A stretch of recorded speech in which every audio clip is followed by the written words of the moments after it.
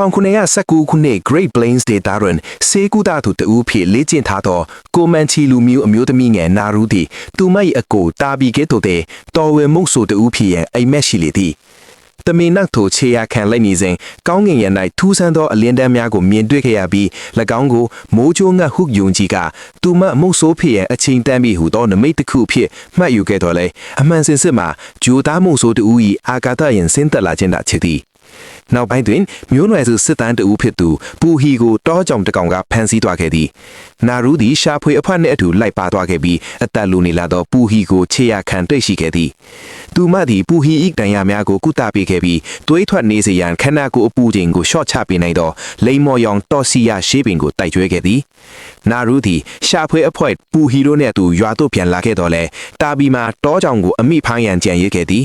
ထူးဆန်းပြီးကြီးမားသောခြေရာများနှင့်အရေခွန်းဆုပ်ထားသောမွေဟောက်တကောင်ကိုတွေ့ရှိပြီးနောက်နာရူသည်ပါကာနှင့်အတူနောက်ကျောင်းပြန်လဲသည်တာဘီနှင့်ပြန်လဲပူပေါင်းခဲ့သည်၎င်းတို့သုံးဦးသည်တောကြောင်ကိုဖမ်းရန်ထောင်ချောက်ဆင်ခဲ့တော်လဲတောကြောင်ကပါကာကိုတပ်ဖြတ်သွားခဲ့သည်